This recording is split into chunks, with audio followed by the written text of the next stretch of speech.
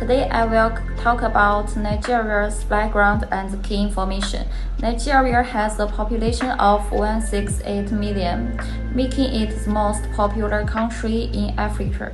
There are over 250 ethnic groups in the country. The main national languages are Hausa, Yoruba, and Igbo, and the official language is English. Nigeria is the largest oil producer in Africa and the sixth largest oil exporter in the world. It is a member of the United Nations, the Non-Aligned Movement, the Group of 77, the World Trade Organization, the Organization of the Petroleum Exporting Countries, the African Union, the Economic Community of West African States, and another international organization, and is the largest economy in Africa. Abuja is the capital of Nigeria. It is located on the Gula River, a tributary of the Niger River in the central part. The Federal Capital District covers an area of 7,315 square kilometers. Okay, next let's talk about some key information about Niger. The currency in Niger is Niger. 1 GBP equal 568.82 Niger. As of May 2023, the official name of the country is Republic of Niger. Cross-cultural is a term that describes the differences in cultural backgrounds and ethnicities. There are a lot of cross-cultural factors that would eventually lead to cross-cultural risk. First of all is communication differences.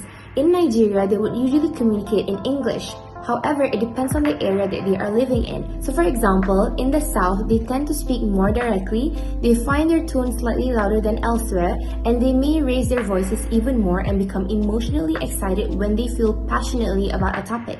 Whereas in Malaysia, Malaysians may laugh at what may appear to outsiders as inappropriate moments, but it's actually a device to conceal their uneasiness. Other than that, Malaysians may hint a point rather than making a direct statement. Indirect eye contact and direct eye contact can also vary between countries, and it depends on the perspective on how they perceive these eye contact. The next factor is organizational management. In Nigeria, there are 4 types of management, which is hierarchical, directive, time fluid, and collaborative. Whereas in Malaysia, it's hierarchical, paternal, diplomatic, and directive. The differences between organizational management in Nigeria and in Malaysia goes such a long way because in Nigeria, colonialism was instrumental to the destruction and sabotage of local institutions and management practices in Africa. In Malaysia, where IIUM Holdings is currently based in, they have a dedicated management, and this type of management could actually lead to the expansion into new markets.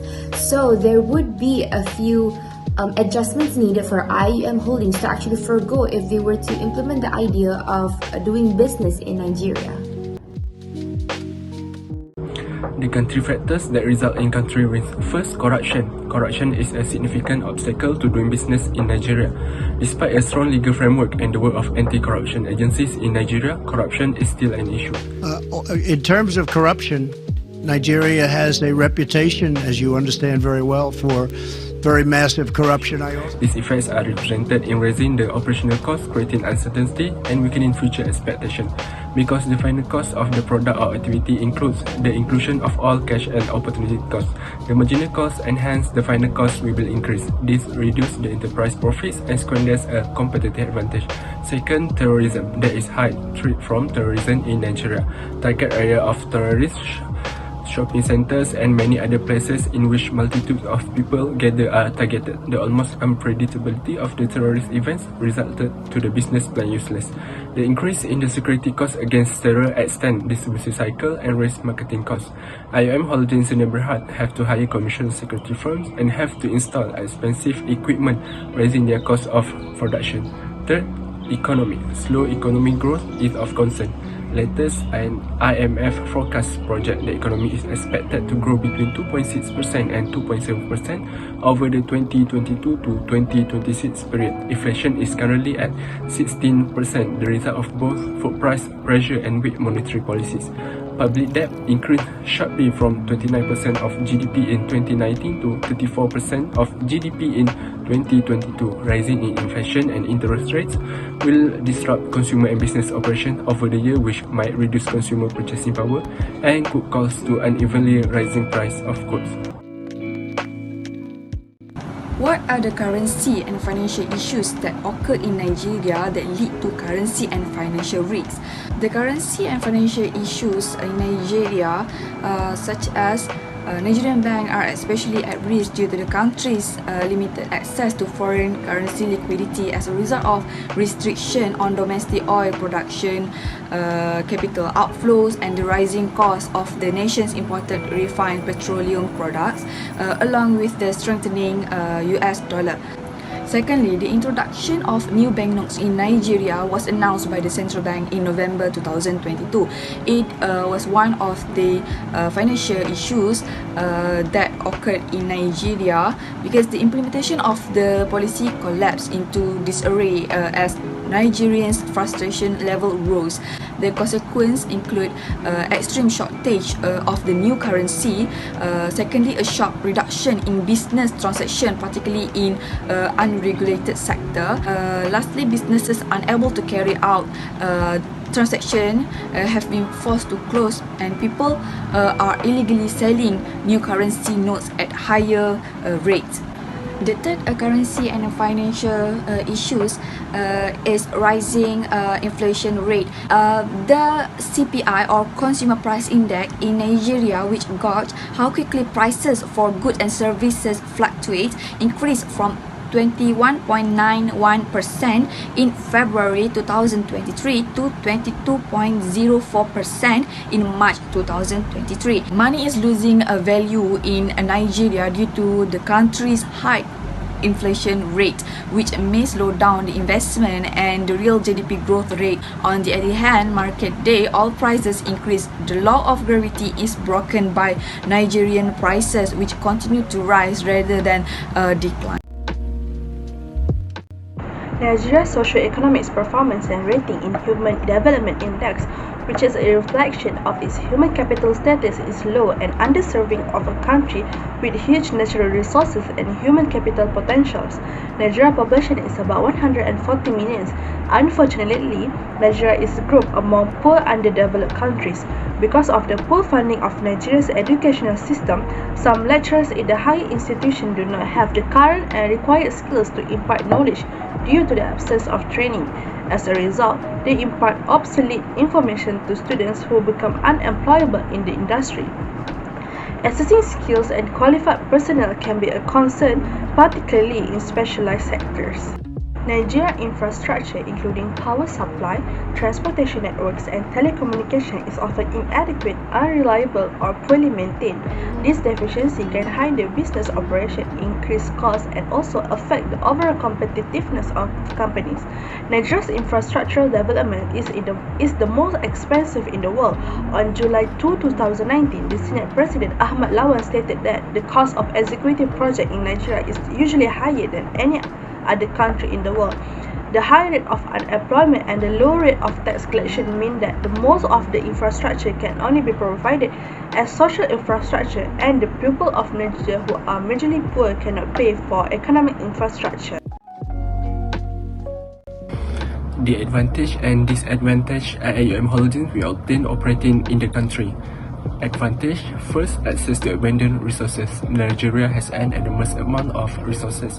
Some of these mineral resources include coal, tin, iron, gold, and also offers with a vast landmass that can be used to cultivate agricultural products. Second, larger consumer market. With the highest population in Africa, over 170 million, lot of consumers are there is the need for companies and industries to meet the demands of Nigerians, hence higher chance for business to success.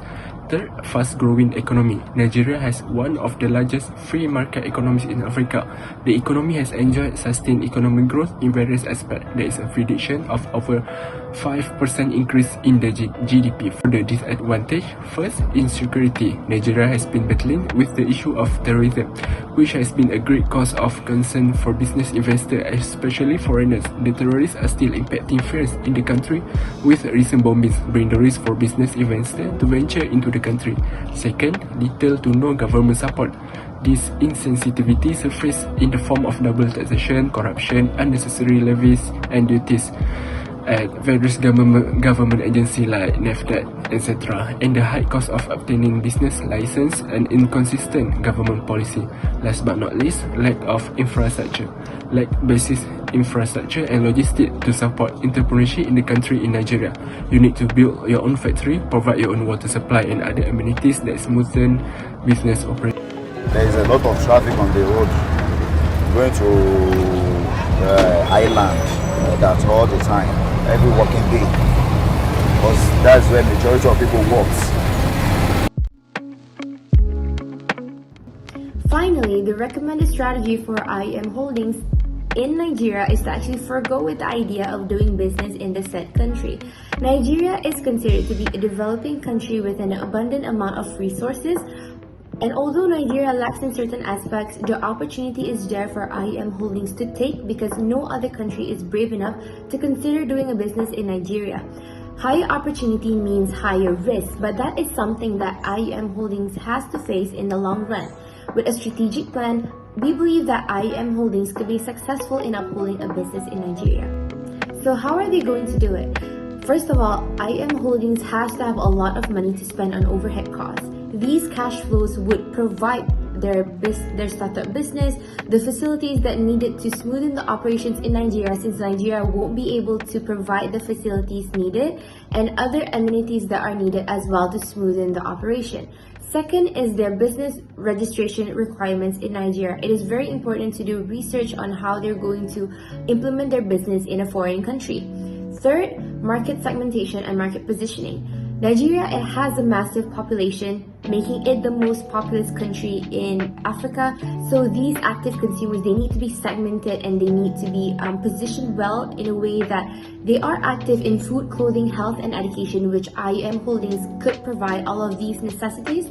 So in a way, they could meet the demands of Nigerians, where locals fail to meet the demand. So this is where market segmentation and market positioning would come into place.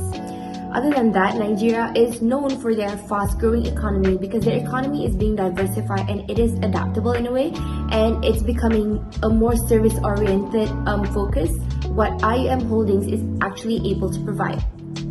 Lastly, and the most important step on how they're able to do this is their CSR, which is corporate social responsibility. So it plays such a big role when dealing with a country like Nigeria, and some companies have identified education as one of their CSR platforms and helping to boost educational development through sponsorships by awarding scholarships and upgrading school facilities. When we started to promote it in 2006, I know there were only two companies in Nigeria who had a policy on corporate social responsibility. But as we speak right now, a lot of companies are, at least I can say 80% of perhaps Nigeria's top 100 companies have CSR policies and are running CSR programs. If IIM Holdings is able to implement the idea of doing business in Nigeria, then it is something that IIUM Holdings could be proud of, because they actually managed to do a business, become successful in a foreign country, and actually implement something that Nigerians need in their economy.